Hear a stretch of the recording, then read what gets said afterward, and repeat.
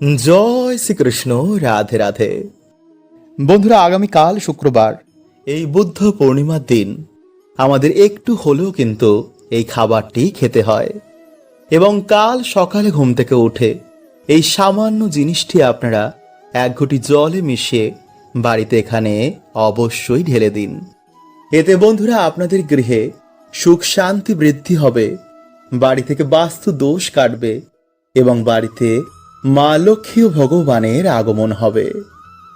এবং যেহেতু বন্ধুরা আজ রাত 9:12 থেকে এই বুদ্ধ পূর্ণিমার মহাতিথি শুরু হয়ে যাচ্ছে, তাই আজ এবং কাল যে কোনো দিন আপনারা রাতে সামান্য জিনিসটিকে বালিশের নিচে রেখে তারপর ঘুমান।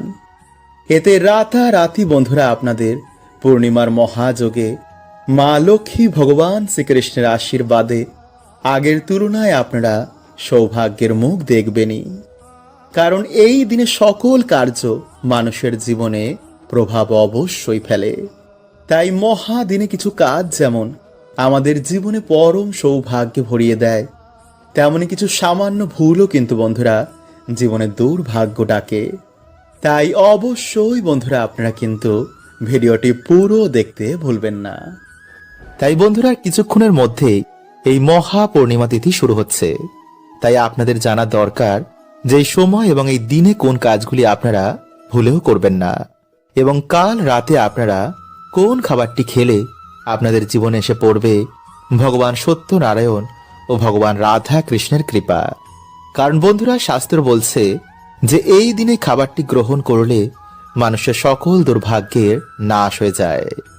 তাই বন্ধুরা ভিডিওটি একটি লাইক করে কমেন্টে হর হর মহাদেব ও জয় শ্রীকৃষ্ণ অবশ্যই লিখুন। তাই চলুন বন্ধুরা সবার আগে আমরা জেনে নিই যে এই দিনে আপনারা কোন কাজগুলি করবেন না।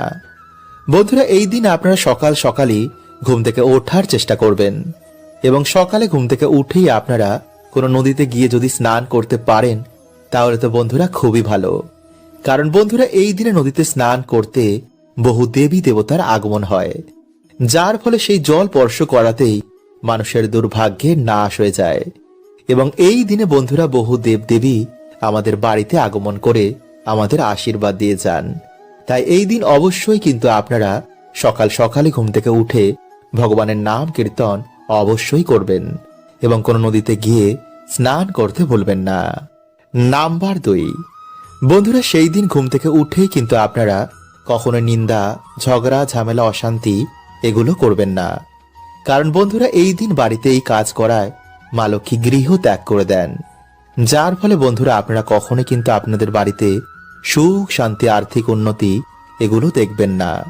এবং এই দিনে বন্ধুরা আপনারা কিন্তু চুল, দাড়ি, নখ, জঙ্গল পরিষ্কার, গাছপালা কাটা এমন কার্য করবেন না।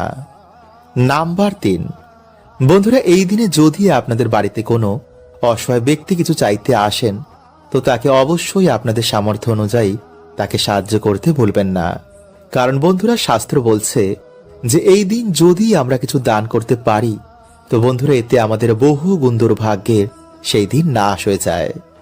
নাম্বার 4, বন্ধুরা এই দিনে ভুলেও কিন্তু আপনারা কারোর সাথে কারোর মনে আঘাত দেবেন না। কাউকে আঘাত দিয়ে আপনারা সেই দিন কথা বলবেন না।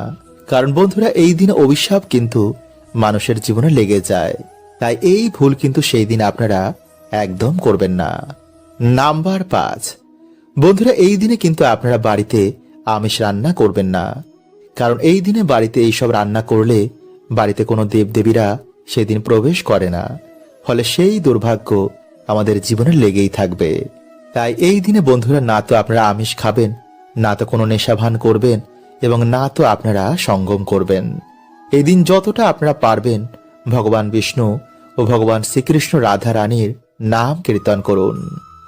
নাম্বার 6, বন্ধুরা এই দিনে যতটা আপনারা পারবেন বাড়িঘর পরিষ্কার পরিচ্ছন্ন রাখবেন, এবং বাড়িতে আপনারা ভগবান বিষ্ণু বা রাধা কৃষ্ণের পুজো অর্চনা দেওয়ার চেষ্টা করবেন। তাই এই দিনে আপনারা গুড় বা ডালের নৈবেদ্য যদি ভগবানকে সেই দিন দিতে পারেন, বা ক্ষীর রান্না করে যদি আপনারা সেদিন ভগবানকে দিতে পারেন তাহলে সেটি খুবই ভালো। এবং যদি না পারেন তাহলেও কোনো সমস্যা নেই। সেই দিন আপনারা সন্ধেবেলায় সামান্য গুড় বা গুড়ের বাতাসা যদি ভগবানকে আপনারা প্রসাদ রূপে তা অর্পণ করেন এবং সেই প্রসাদ আপনারা পুজোর পর খান এবং ভগবানকে নিজের মনোবাসনা, নিজের দুঃখ কষ্ট বলেন, তো অবশ্যই বন্ধুরা আপনাদের জীবনে ভগবানের কৃপা এসে পড়বে। তাই যদি বন্ধুরা আপনাদের ভিডিওটি ভালো লাগে তো অবশ্যই লাইক এবং কমেন্ট এবং শেয়ার করতে কিন্তু একদম ভুলবেন না। বন্ধুরা, যদি পরিবারের সুখ শান্তি ফিরে পেতে চান, মায়ের অশেষ কৃপা যাতে আপনাদের পরিবারের ওপর সদয় বজায় থাকে, তো অবশ্যই বন্ধুরা আপনারা এই প্রক্রিয়াটি একটি বার করে দেখুন। বন্ধুরা, অনেকেই আমাদের মধ্যে ভাবেন যে মা লক্ষ্মীর কৃপায় শুধুই আমরা ধনই প্রাপ্ত করি, কিন্তু বন্ধুরা এমনটা সত্য নয়। কারণ যার ওপর মা লক্ষ্মীর কৃপা থাকে না, তার পড়াশুনো, কাজের জায়গা এবং প্রেম সম্বন্ধেও বিভিন্ন রকম সমস্যা দেখা দেয়। এমনকি পরিবারেও ছাড়াছাড়ি পর্যন্ত হয়ে যায়। কারণ যাতে লক্ষ্মীশ্রী থাকে না, সেই জিনিসের কখনো কিন্তু উন্নতি সম্ভব নয়। তাই আমাদের জীবনে প্রত্যেকের মা লক্ষ্মীর কৃপা প্রাপ্ত করা অনিবার্য দরকার। তাই বন্ধুরা, আজকের যে প্রক্রিয়াটি আপনাদের জানাবো, তা যদি ভক্তি ও পুরো নিষ্ঠার সাথে আপনারা পালন করতে পারেন, তো আমি আপনাদের বলছি যে আপনারা মা লক্ষ্মীর কৃপা প্রাপ্ত করবেন, এটা গ্যারেন্টি। তাহলে দেরি কেন? তো চলুন বন্ধুরা, এবার আমরা জেনে নিই সেই প্রক্রিয়াটি। তার আগে যদি বন্ধুরা আপনারা চ্যানেলে নতুন হন, তো চ্যানেলটি সাবস্ক্রাইব করতে একদম ভুলবেন না। আর কমেন্টে লিখুন হর হর মহাদেব ও জয় শ্রীকৃষ্ণ। বন্ধুরা, আমরা সকলেই জানি যে ভগবান বিষ্ণু হলেন এই সৃষ্টির পালনকর্তা, আর মা লক্ষ্মী হলেন তার শক্তি স্বরূপা। তাই ব্রহ্মাণ্ডে যত ডাইমেনশন আছে সব কিছু শ্রী হচ্ছেন মা লক্ষ্মী। তাই আপনারা কোনো রকম লোভ বা লালসা না করে মায়ের আশীর্বাদ প্রাপ্ত করার জন্য আপনারা এই প্রক্রিয়াটি করবেন। কারণ যার উপর মায়ের আশীর্বাদ থাকে, তার 14 পুরুষের কখনো অর্থের অভাব হয় না, কোনো মনোবাসনাও তাদের অপূর্ণ থাকে না। তাই আপনারা মায়ের কৃপা প্রাপ্ত করার জন্যই এই মনোভাব নিয়ে এই প্রক্রিয়াটি করবেন। তো আমার সাথে বন্ধুরা একবার আপনারা বলুন জয় মা লক্ষ্মী। বন্ধুরা, এই প্রক্রিয়াটি করার আগে বাড়ি থেকে অলক্ষ্মী বিদায় করা খুবই দরকার, নইলে কিন্তু মা লক্ষ্মী আপনাদের বাড়িতে কখনো প্রবেশ করবেন না। কারণ যেই বাড়িতে অলক্ষ্মী বাস করেন, সেই বাড়িতে মা লক্ষ্মী কখনো প্রবেশ করেন না। তাই এর জন্য হয়তো আপনারা এত পুজো অর্চনা করার পরেও মায়ের আশীর্বাদ পাচ্ছেন না। পরিবারে যেই সমস্যা, সেই সমস্যাই রয়েছে। তাই বন্ধুরা, বাড়ি থেকে অলক্ষ্মী বিদায়ের জন্য আপনাদের ঘর মোছার জলে প্রত্যেক দিন গঙ্গা জল ও কর্পূর মিশিয়ে তা দিয়ে ঘর মুছবেন। বিশেষ করে সেই জায়গায় যেই জায়গায় আলো প্রবেশ করে না। কারণ বন্ধুরা, অন্ধকার জায়গাতেই দেবী অলক্ষ্মীর বাস হয়। এমনকি প্রদীপের তলায়ও দেবী অলক্ষ্মী বাস করেন। তাই বাড়িঘর পরিষ্কার পরিচ্ছন্ন রাখার সর্বদা চেষ্টা করবেন। বন্ধুরা, যেমন ভাবে আপনারা বাড়িতে সন্ধ্যা প্রদীপ জ্বালান, বাড়িতে সন্ধ্যা আরতি করেন, তেমনি সন্ধেবেলায় বাড়িতে পুজো অর্চনা করার সময় মা লক্ষ্মীর সামনে একটি ঘিয়ের প্রদীপ জ্বালাবেন। তারপর মায়ের সামনে উলু দিয়ে শঙ্খ বাজিয়ে মায়ের সামনে বসে হাতে লবঙ্গ, এলাচ ও একটি 1 টাকার কয়েন নিয়ে 11 বার লক্ষ্মী গায়ত্রী মন্ত্র আপনারা পাঠ করবেন। আর যদি বন্ধুরা আপনারা চান, তো ওম নমো লক্ষ্মী নারায়ণায় নমো এই মন্ত্রটিও পাঠ করতে পারেন। যেই মন্ত্রটি আপনাদের ইচ্ছা সেটি আপনারা পাঠ করবেন। এরপর পারলে আপনারা লক্ষ্মী পাঁচালীও পাঠ করতে পারেন। এবং এই সব কিছু হয়ে যাওয়ার পর বন্ধুরা, আপনারা সেই 3টি জিনিস মায়ের চরণে অর্পণ করে দেবেন। এরপর মায়ের সামনে হাত জোর করে আপনাদের যে মনোবাসনা রয়েছে তা মাকে বলুন। এরপর রাতে নিরামিষ আহার গ্রহণ করে আপনার বালিশের তলায় বা আপনাদের বাড়ির যে মেন আয়কর্তা, তার বালিশের মধ্যে এই জিনিসগুলি রেখে দিন। কিন্তু যেন বন্ধুরা এই খবর কেউ না পায়, আর যেন বন্ধুরা এই বালিশ অন্য কেউ ব্যবহার না করে। এই জিনিসগুলো আপনারা যত দিন খুশি বালিশের মধ্যে রাখতে পারেন। এরপর আপনাদের মনোবাসনা পূর্ণ হলে বাড়িতে মা লক্ষ্মীর পুজো দিয়ে সেই জিনিসগুলো আপনারা কোনো জলাশয়ে ভাসিয়ে দেবেন। বন্ধুরা, প্রত্যেক মানুষের জন্য সকাল খুবই গুরুত্বপূর্ণ। সকালে আমরা যা করব, যা দেখব এবং যা শুনব, তেমনই বন্ধু এনার্জিকে আমরা বাড়িতে আকর্ষণ করি। তাই এর জন্য বন্ধুরা প্রাচীন কাল থেকে আমাদের ঋষি মুনিরা এই সকালের সময়কে খুবই গুরুত্ব দিয়েছেন। প্রাচীন কালে এর জন্য বেশিরভাগ মানুষেরাই ব্রহ্ম মুহূর্তে ঘুম থেকে উঠতেন এবং ঘুম থেকে উঠেই তারা তাদের বাড়ির সদর দরজা এবং উঠোনে কিছু কার্য করতেন। কিন্তু যেহেতু বন্ধুরা আমরা এই বর্তমানে ব্যস্ততার মধ্যে এই কার্যগুলো করতে পারি না, তাই এর জন্য বন্ধুরা আপনারা কি করবেন, আপনারা ঘুম থেকে উঠেই এই এক ঘটি জল নিয়ে যদি আপনাদের বাড়ির সদর দরজার সামনে এই সামান্য কার্যটি করতে পারেন, তো ডেফিনেটলি কিন্তু বন্ধুরা আপনাদের বাড়িতে আর্থিক উন্নতি হবেই। আপনাদের বাড়িতে আবার সুখ শান্তি ফিরে আসবে। কারণ বন্ধুরা এই সামান্য কাজটি আমাদের বাড়ি থেকে সমস্ত রকম গ্রহ দোষ কাটিয়ে দেয়, নেগেটিভ ঊর্জাকে বাড়ি থেকে বার করে দেয়। ফলে সহজেই আমাদের বাড়িতে দেবতাদের আগমন হয়, বাড়িতে মা লক্ষ্মীর কৃপা হয়। তাই সামান্য কার্যটি বন্ধুরা শুনতে লাগলো, এর কৃপা কিন্তু বন্ধুরা অনেকটাই। কিন্তু যদি বন্ধুরা আপনারা একটু ভুল করে ফেলেন, তো এর কৃপা কিন্তু বন্ধুরা আপনারা পাবেন না। তাই ধৈর্য সহকারে আপনারা প্রত্যেক পয়েন্টটি মন দিয়ে শুনুন। কারণ বাস্তব মতে বন্ধুরা সকালে ঘুম থেকে ওঠার পর কিছু কাজ আমাদের বাড়িতে পজিটিভ এনার্জিকে আকর্ষণ করে, আবার কিছু কাজও আমাদের বাড়িতে নেগেটিভ এনার্জিদের আকর্ষিত করে। তাই প্রত্যেক মানুষের বন্ধুরা এই বিষয়গুলি জানা অত্যন্তই দরকার। ফলে কিছু দিনের মধ্যেই বন্ধুরা আপনারা আপনাদের বাড়িতে সুফল দেখতে পাবেন। আপনাদের পরিবারের মধ্যে আবার সুখ শান্তি ফিরে আসবে।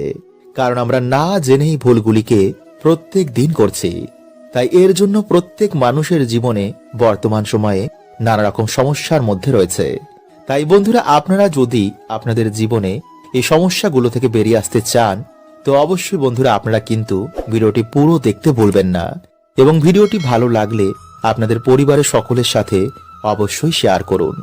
তাই বন্ধুরা ভিডিওটি একটি লাইক করে কমেন্টে আপনারা বলুন হর হর মহাদেব ও জয় শ্রীকৃষ্ণ। এবং যদি বন্ধুরা আপনারা আমার সাথে ডাইরেক্ট কথা বলতে চান, তো ইনস্টাগ্রামে আমাকে ফলো করতে পারেন। নাম্বার 1, বন্ধুরা আমাদের মধ্যে বেশিরভাগ মানুষই সকালে ঘুম থেকে উঠেই আয়নার সামনে দাঁড়িয়ে পড়ে। এটা কিন্তু বন্ধুরা আপনারা ভুল করে করবেন না। কারণ আয়না কি করে, সারা রাত আমাদের বাড়িতে যে নেগেটিভ ঊর্জা রয়েছে তা শোষণ করে নেয়।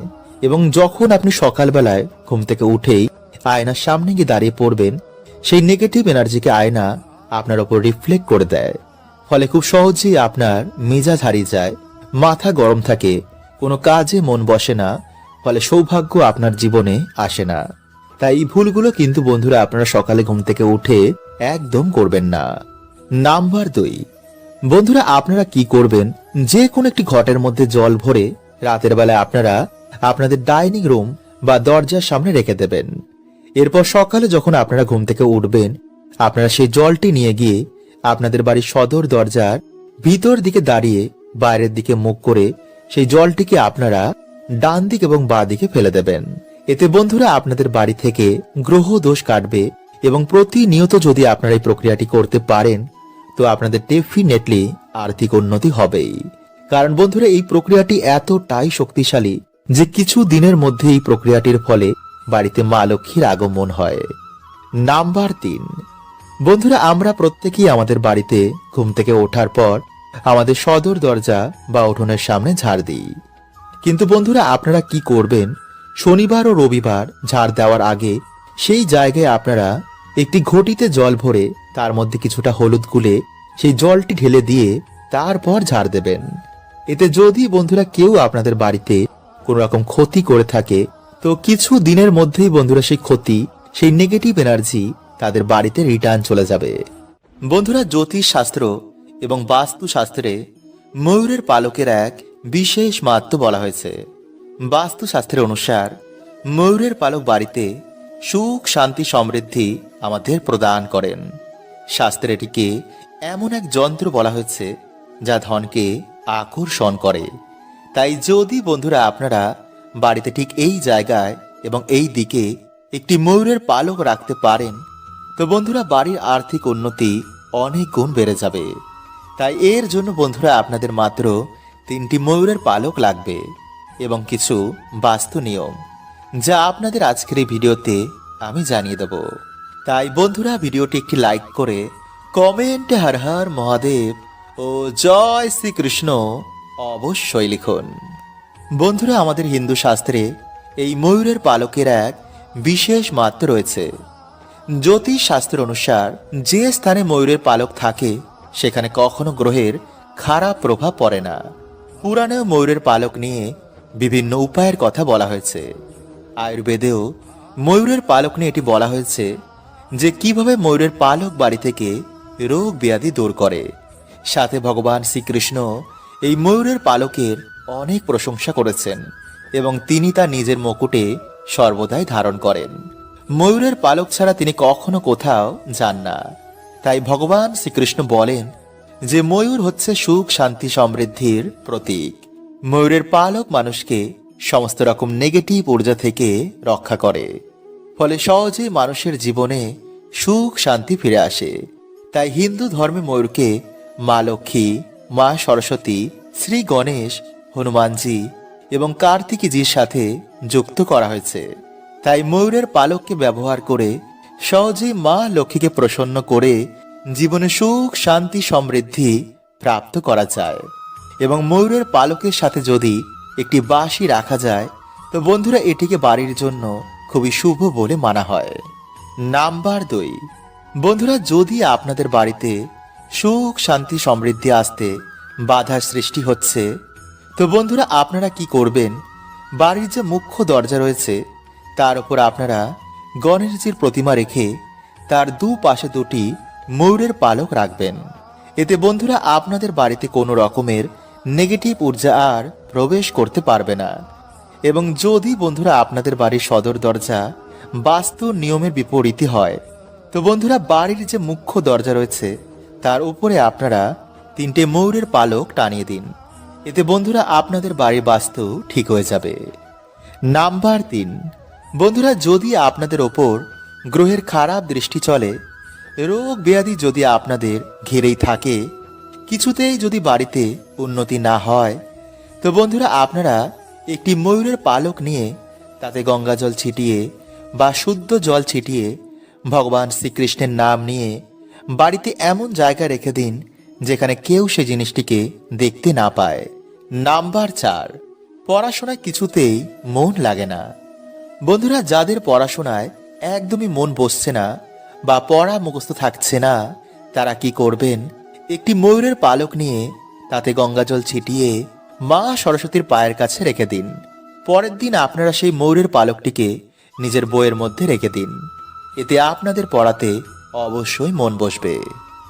নাম্বার 5, যাদের বাড়িতে ছোট বাচ্চা বা কারোর ওপর নজর বারবার লাগে তারা বালিশের নিচে একটি ময়ূরের পালক রেখে রাতের বেলায় ঘুমিয়ে পড়ুন। পরের দিন আপনারা সেই ময়ূরের পালকটি নিয়ে গিয়ে কোনো প্রবাহমান জলাশয়ে ভাসিয়ে দিন। নাম্বার 6, শত্রুনাশ। বন্ধুরা, কেউ যদি আপনাদের পিছনে বারবার লাগছে তো মঙ্গলবার দিন আপনারা হনুমানজির মাথার সিঁদুর নিয়ে সেই ময়ূরের পালকে লাগিয়ে দিন। সকালে স্নান করেই সেই শত্রুর নাম নিয়ে আপনারা কোনো জলাশয়ে ভাসিয়ে দিন। নাম্বার 7, বন্ধুরা, যদি আপনাদের কোনো মনোবাসনা এখনো বাকি রয়েছে বা আপনাদের আর্থিক উন্নতি চাই তো স্নান করে সে ভগবান রাধা কৃষ্ণের মন্দিরে গিয়ে বা বাড়িতেই ভগবান শ্রীকৃষ্ণের মাথায় এই ময়ূরের পালকটি বেঁধে দিন এবং নিজের মনের যা ইচ্ছা রয়েছে তা ভগবানকে বলুন। দেখবেন কিছু দিনের মধ্যে আপনাদের বাড়িতে সুখ শান্তিতে ভরে গেছে। বন্ধুরা, আপনারা সকলেই ডুমুর গাছ দেখেছেন, তাই না? কিন্তু বন্ধুরা আমরা বেশিরভাগ মানুষ এটা জানি না যে এই গাছের মধ্যে ভগবান বিষ্ণুর বাস হয়। আসলে বন্ধুরা, একটি পৌরাণিক কথার অনুসার যখন ভগবান বিষ্ণু নরসিংহ অবতার নিয়েছিলেন এবং তার লীলা যখন সমাপ্ত হয়ে যায় তারপর বন্ধুরা তার নখ ডুমুর গাছের নিচে রেখে দেওয়া হয়। এরপর যখন ভগবান বিষ্ণু সেই নখ নিতে আসেন তখন দেখেন যে সেই নখের জন্য ডুমুর গাছের গায়ে কাটা কাটা দাগ হয়ে গেছে। তখন ডুমুর গাছ বলেন, হে প্রভু, আপনি আমার সাথে এমন কেন করলেন? তখন ভগবান বলেন, ডুমুর, এই ক্ষতিপূরণের জন্য আমি সর্বদাই তোমার কাছে নিবাস করব এবং যে শ্রদ্ধা মনে গাছের পুজো অর্চনা করবে তাদের সকল মনোবাসনাও পূর্ণ হয়ে যাবে। তাই বন্ধুরা, অগ্নি পুরাণে অনুসার কিছু কিছু গাছের মধ্যে কোনো না কোনো দেবদেবীর আশীর্বাদ রয়েছে। যেমন ধুতরা, নীলকণ্ঠ এবং আকন্দ। বন্ধুরা, এই সব গাছের মধ্যে ভগবান শিবের আশীর্বাদ রয়েছে। ঠিক তেমনি তুলসী, ডুমুর এবং কলা গাছ। বন্ধুরা, এই সমস্ত গাছের মধ্যে ভগবান বিষ্ণুর বাস। এছাড়া বন্ধুরা, কিছু কিছু গাছে আবার নেগেটিভ এনার্জির বাস হয়। তাই এর জন্য বন্ধুরা বলা হয় যে কখনো কোনো গাছের গোড়ায় প্রস্রাব করতে নেই। এতে বন্ধুরা না জেনেই আমরা বাড়িতে দুর্গতি ডেকে আনি। তাই যদি বন্ধুরা আপনারা চ্যানেলে নতুন হন তো চ্যানেলটি সাবস্ক্রাইব করে পাশের বেল আইকনটিকে অল করে রাখবেন।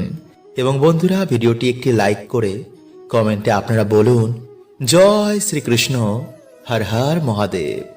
তাই চলুন বন্ধুরা, এবার আমরা জেনে নিই সেই টোটকাটির ব্যাপারে। বন্ধুরা, আপনারা দিনের বেলায় একটি ঘটিতে কিছুটা গঙ্গা জল নেবেন এবং একটি ধূপ নেবেন। এরপর বন্ধুরা আপনারা সেই গঙ্গা জল ডুমুর গাছের গোড়ায় ঢেলে দেবেন। এরপর আপনারা এই মন্ত্রটি 3 বার বলবেন। আর সেই মন্ত্রটি হলো বন্ধুরা, ওম ভগবতে বাসুদেবায় নমঃ। এরপর বন্ধুরা আপনারা সেই ধূপ দিয়ে ভগবান বিষ্ণু ভেবে সেই গাছটির পুজো অর্চনা করুন। তারপর আপনারা হাত জোর করে আপনারা যে সমস্যায় রয়েছেন তা ভগবানকে বলুন। বলবেন, হে প্রভু, আমার জীবনে অনেক কষ্ট। তুমি গিয়ে প্রভু আমার বাড়িতে জীবনের সমস্ত দুঃখ কষ্ট হরণ করে নাও এবং তোমার এই গাছের 3টি ডুমুর আমাকে উপহার দাও। এরপর বন্ধুরা আপনারা গাছ থেকে যতটা ডুমুর লাগবে তা আপনারা এনে একটি লাল কাপড়ের মধ্যে বেঁধে যেখানে আপনারা টাকা পয়সা রাখেন সেখানে রেখে দেবেন।